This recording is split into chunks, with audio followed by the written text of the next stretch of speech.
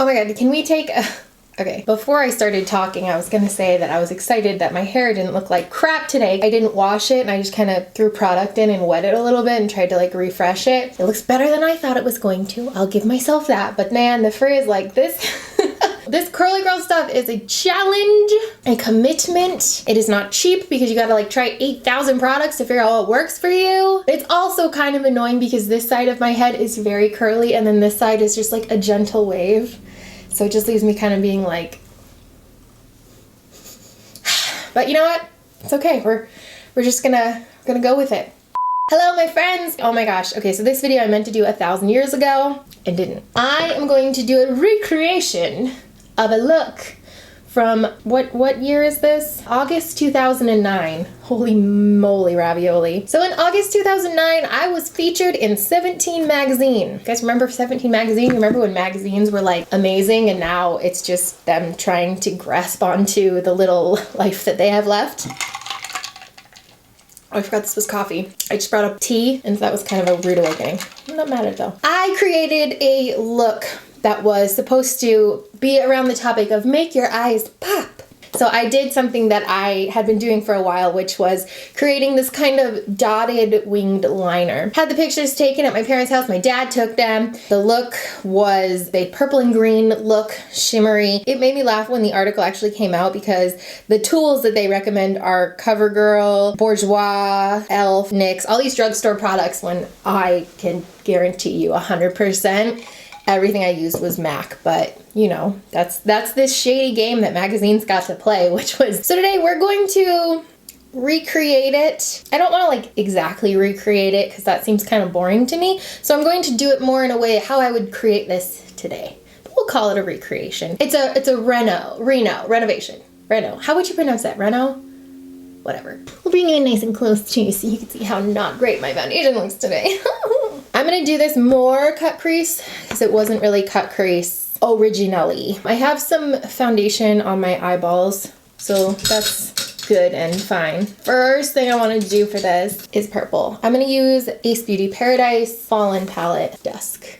Right there. It's crazy. This, I still have this somewhere, this little insert. I remember Hayden Panettiere was on the cover. It had Dulce was on it. It had Ellen Blair. Oh, this one doesn't have Michelle Phan, does it? It does have Michelle Phan. I just didn't realize it was Michelle Phan because of the wig that she's gone on. This was so long ago and it's super crazy because the other thing that I did with 17 was this, it was this online game show thing. This was in 2012 and it was this game show called Beauty Smarties. I was a judge with Dulce and Jessica Harlow. It was really fun, actually. Basically, there were different contestants. They had different challenges that they had to do, and we would critique them on how well they did in the challenges and what they could improve on, what we liked, what we didn't like. And it was really kind of cool because it was one of my first real experience. I don't think it was my first, but it was definitely a look into how different it is when you are on a set like that. Basically had the difference between something more organic like this versus something that is, I wouldn't say scripted because it wasn't scripted, but it was a lot, you know, I mean, obviously everything that we said was what we were thinking and feeling. There were things that we did have to say that were scripted, filming multiple stuff in a day and having to change our makeup, having to change the clothes, making it seem like, you know, completely different. I think the second season, it had Shay Mitchell be the host, I'm pretty sure. It was very cool. It was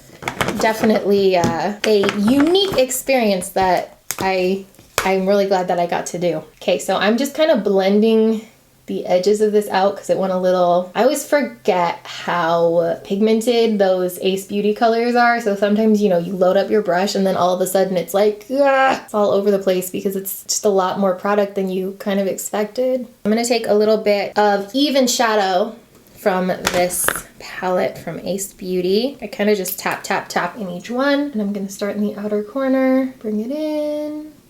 crazy looking, but got that done. So now I'm going to do the cut crease part. Asked you guys just now on Instagram because I literally, for some reason today, I'm just like, I have no idea what to talk about. This one is from Rhonda K. Whitfield.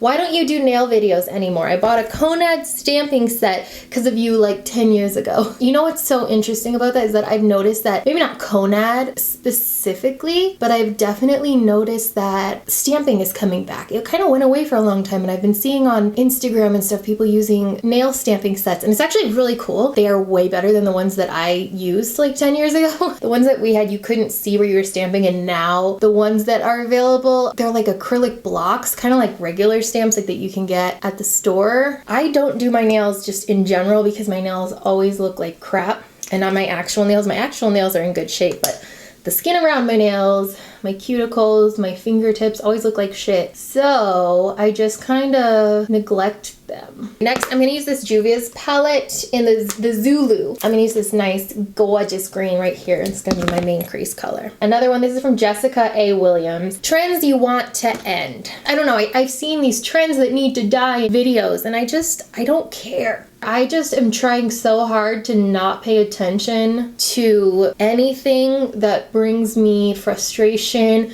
aggravation, stress. I mean, there was a period of time in my life where I focused so much on things that I really didn't like. And I would put so much of my energy into keeping up with people that I didn't like just so that I could like hate watch and that kind of stuff. And I don't have the energy.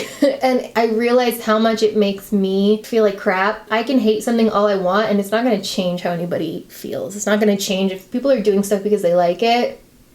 Not going to change anything. It's funny that you bring this up because I've been getting a lot of messages this week about Dipley, I think is the website, resharing this article that was posted 1.5-2 years ago when the wavy eyebrow thing was a trend. It was like a joke trend, but they, you know, wanted to get clickbait, so they marketed it like it was real. And I had posted this picture where I photoshopped, like I took the smudger tool on Photoshop and was just like, I went all over my face. And that's what the main picture is on there, is me with my photoshopped face that looks incredibly not real. And I've had a lot of people like, they're using this, da da da, and I yelled at them the first time this went around. It's not exactly a picture that, I don't think there is anyone on this planet that if they see that picture and they're like, wow, I really want to follow her. So it's not, I don't care. I'm not mad about it. I'm not about to like go yell at them about a 2-year-old article that was literally me photoshopping squiggles all over my face. The only thing that I will be happy when this goes away, and I think that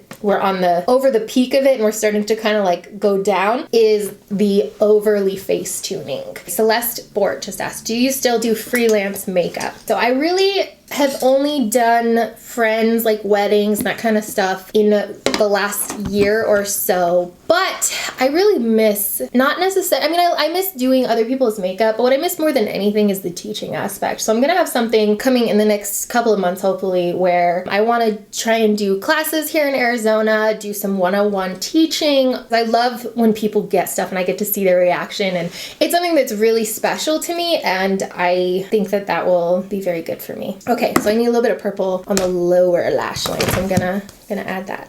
This is from Candace Undine. Ways to make a color wearable, especially colors like blue and green. This is one of my favorite ways to do bright colors if it's not like, I mean, this is like excessive. I'm well aware. But if you want to do colors like blue and green and not have them feel over the top, the best way that I think is just to do a little, see how like little I did right here of this purple? If you just put a little bit of a bright color, like literally a pop of color, and then just do more like a neutral eye or whatever you're comfortable with, that's going to be a huge like zing for you. That's going to be a huge difference, and you're not even adding that much, but it's just doing that or doing a bright liquid liner or a bright eye pencil on the waterline. Things like that are ways to really incorporate color without it becoming like, whoa, like this is a whoa look. Those are things that my mom, like that's my mom's like favorite things, to have like a little bit of purple on the lower lash line, because it gives you that kind of super awesome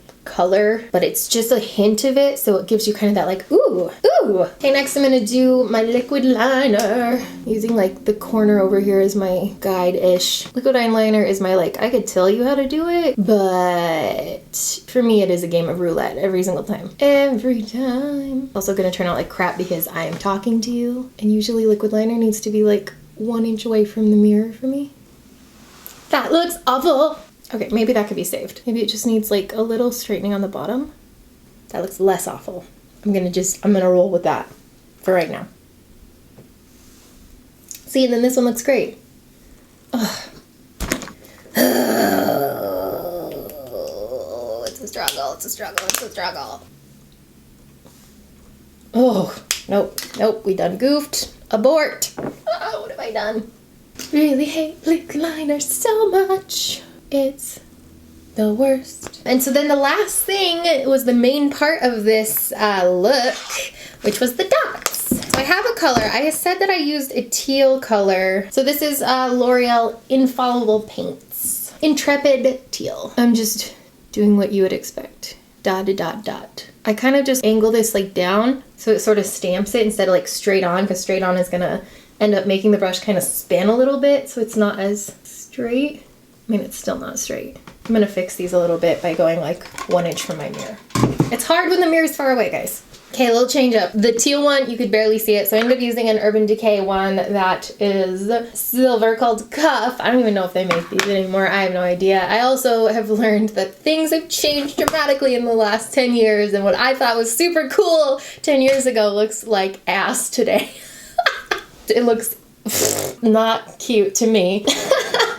I love teaching like makeup basics. I am down. I know my shit when it comes to that, but all of this craziness that I see on Instagram, mama ain't that talented. This is from Sugar Pill. This is Trinket. The last thing I'm gonna do, I have this Stila Glitter and Glow in Mint Myth that's gonna make this shiz pop. Yes, oh my god. Okay, this whole look is just like a lot of things. So we added the dots. I'm cutting them out, guys. The whole point of that look was the dots, but the look is dramatically better without them. Oh my god. This is such a mess. Ah. Okay.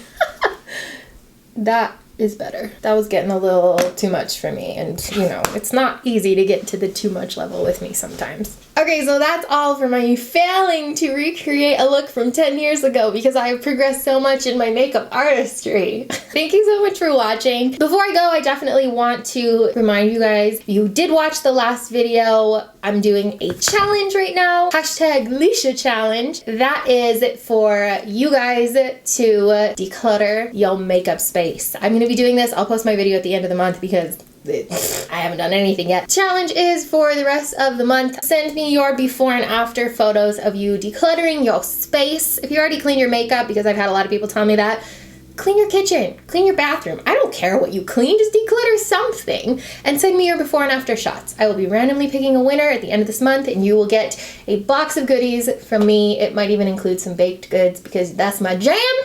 Love your faces. I'll see you next time.